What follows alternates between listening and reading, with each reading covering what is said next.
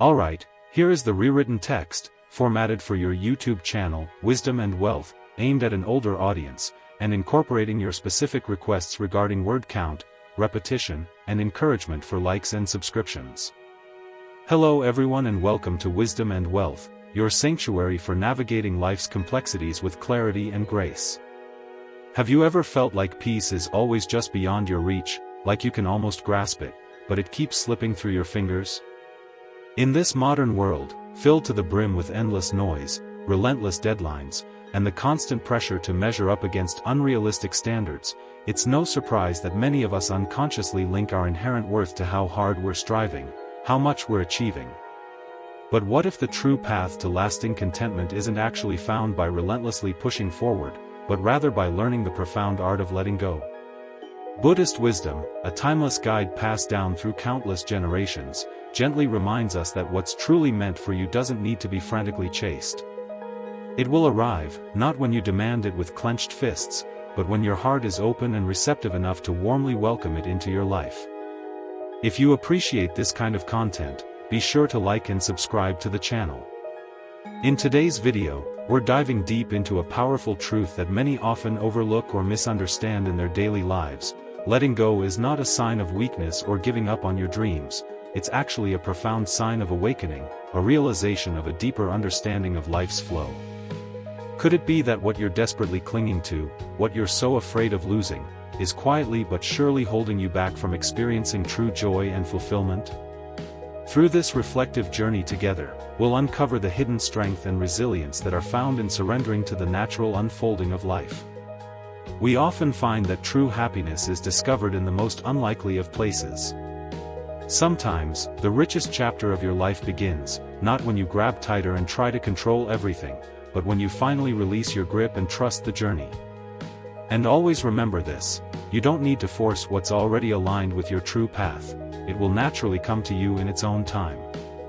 Stay with us until the end of this video because there's a truly powerful insight waiting just for you, one that could change the way you see your life forever. Lesson 1: Letting go is power, not surrender. We grow up being told to hustle, to relentlessly chase our dreams, to push through pain and adversity, and to build a secure future brick by painstaking brick. From a young age, we're instilled with this mindset, that unless we're fighting tooth and nail for our goals, we'll never achieve them. So, we relentlessly run after careers, relationships, and some idealized version of ourselves that we believe will finally make us feel complete, worthy, and loved. But have you ever stopped to consider that the constant running itself might be what's wearing you down, draining your energy, and preventing you from finding true peace? Real strength doesn't always manifest as striving and pushing. Sometimes, it takes the form of softening, of allowing. Not collapsing in defeat, but consciously releasing the tension and resistance within. Picture a majestic river, carving its path through the landscape. It doesn't crash head-on through mountains with brute force. Instead, it gracefully curves around them. It doesn't resist the jagged rocks in its path, it effortlessly flows past them. It yields not because it's weak, but because it understands something much deeper about the nature of water, about the path of least resistance. Force isn't the only way forward. Sometimes, the most effective strategy is to adapt, to yield, and to trust the flow. Can you say the same for your own life? According to Buddhist teachings, suffering often arises not so much from what actually happens to us in life, but rather from our own refusal to accept what is, to embrace the present moment with all its imperfections. We grasp tightly at control. We desperately try to manipulate every outcome to our liking. We resist the natural flow of the present moment, constantly wishing things were different. But as a wise Zen master once eloquently said, to let go is not to throw away, it's to allow. There was once a man whose world seemed to crumble around him. He lost his job, his long-term partner, and the carefully constructed image of who he thought he was supposed to be in this world. Desperate to fix everything, to regain control of his life, he frantically tried new paths, filled his days with distractions, and constantly told himself that everything would eventually work out for the best. But the harder he tried to desperately hold his life together, the more fragmented and scattered he felt, like he was losing himself in the chaos. Then, one quiet evening, completely exhausted from the struggle, he simply sat still, closed his eyes, and whispered in a moment of raw honesty, "I don't know anymore." And just like that, something profound shifted, not outside in the external world, but deep within his own being. He stopped fighting, stopped resisting. And in that stillness, a sense of peace unexpectedly came, not because life had magically changed, but because he had.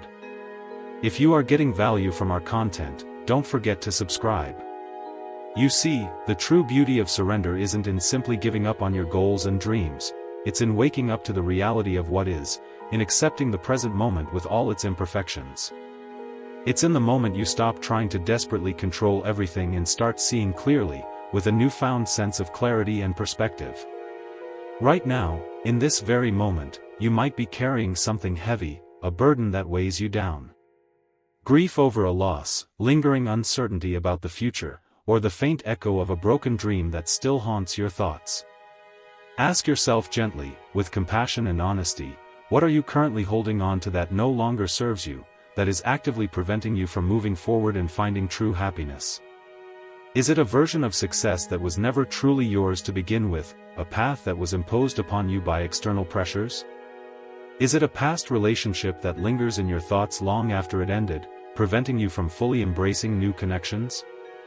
Or is it a self-image that was shaped by the expectations of others, a mask you wear to please people, rather than being your authentic self? Letting go doesn't mean losing something of value, it means intentionally allowing space for truth, clarity, and renewal to enter your life. Buddhism doesn't ask us to abandon our hopes and aspirations, to give up on our dreams. It asks us to loosen our grip, to stop tying our happiness and self-worth to specific outcomes that are often beyond our control. Because true and lasting peace isn't ultimately found by steering life in your desired direction, by forcing things to happen according to your will.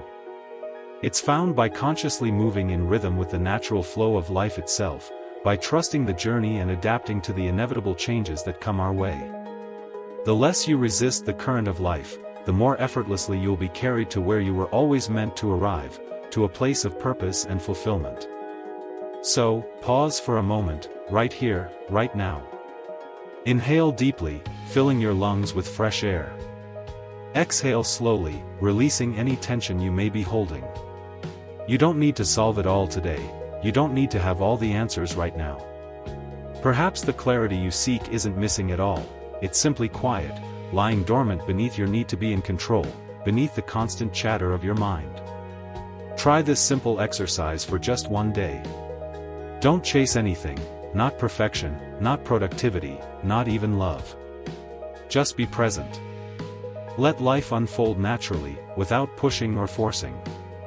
Because true spiritual growth doesn't begin when you grasp harder and try to control everything, it begins when you consciously choose to let go and trust the process. And maybe, just maybe, the moment you stop running, life will catch up to you. Lesson 2, the present moment is where life truly begins. You might often find yourself constantly reaching toward a better job, a deeper and more fulfilling love, or a future where everything finally feels calm, secure, and under control. But strangely, the more you relentlessly chase those things, the more distant and elusive they seem, like trying to capture sunlight in your hands. The tighter you grasp, the more it slips away, leaving you feeling empty and frustrated. Buddhist wisdom reminds us of a simple but profound truth: the past is nothing more than a memory, a collection of experiences. The future is simply an idea, a projection of our hopes and fears. Only this moment, right here, right now, is truly real, tangible, and alive. Yet, despite this fundamental truth, most of us are not fully present in our own lives. We drift in thought, constantly planning for tomorrow, regretting yesterday, and rarely landing fully in the only space where peace and joy can truly exist, the present moment. You don't necessarily need a better future to find happiness. What you truly need is a deeper awareness of the now. There was once a young woman drowning in self-doubt and anxiety. Her dreams hadn't unfolded the way she had imagined. A significant relationship in her life had unexpectedly ended. Her sense of direction and purpose felt completely broken. Her mind was constantly filled with worries about what could have been and what might never be. Nothing changed for her until one quiet afternoon when she sat beneath a large, shady tree, closed her eyes, and began to truly listen. She heard the gentle sound of the wind brushing through the leaves. She became aware of the rhythm of her own breath, the rise and fall of her chest. She noticed the distant chirping of birds in the nearby trees. And for the first time in a long time, she felt truly alive, connected to the world around her. Not because her problems had magically disappeared, but because she had finally arrived in her own life, in this breath, in this moment. Presence didn't erase her pain or solve her problems. But it reminded her that she wasn't inherently broken or flawed, she was simply absent from herself, disconnected from the beauty and simplicity of the present moment. Because peace doesn't wait for you in the next moment, in some distant future. It lives right here, right now, within you. The present is like warm sunlight, powerful, healing, and full of potential. But when we hide in the shadows of past memories or future fears, we miss its warmth. We miss our lives unfolding around us. Being present isn't just something extra for peaceful days, it's absolutely essential for living a fulfilling life. It's where true joy is born, where meaningful connections are made, and where we can find gratitude for the simple things. Every breath is not just passing time, it's an invitation to come home to yourself, to reconnect with your inner peace and wisdom. If you like this video, consider sharing it with someone you know. Ask yourself this honest question: are you truly living inside your thoughts, constantly lost in mental chatter? Or are you actually here, awake and aware in your life, experiencing the world with all your senses? How many quiet miracles, how many small moments of beauty and connection, have passed you by while you were busy imagining better ones, while you were chasing some idealized version of the future? If you're feeling lost, uncertain, and unsure of who you're becoming, that's perfectly okay. Just know that the answer you seek isn't waiting for you at some distant finish line, at the end of a long and arduous journey. It's already here, hidden beneath your breath, in this very moment, patiently waiting for your attention. You don't need to fix everything about your life right now, you just need to stop abandoning the only place where life ever truly happens, the present moment. Now, as the Buddha once wisely taught, do not dwell in the past. Do not dream of the future. Concentrate the mind on the present moment. Not because those other times and places don't matter at all, but because they don't exist yet, they are simply constructs of our minds. The present is the only doorway to your real life, the only path to genuine happiness and fulfillment. So, here's your challenge for today: consciously return to the now, to the present moment. Whether you're sipping your morning tea, walking through your neighborhood, or deeply listening to a loved one, be all there, fully engaged and present. Let that moment meet you fully, without judgment or expectation. Don't rush past it, always thinking about what's next. Because the peace you're searching for so desperately isn't out there, in some distant place or future event. It's resting just beneath the surface of the noise, waiting for you to finally listen, to finally pay attention. You don't need to chase life, to constantly strive for something better.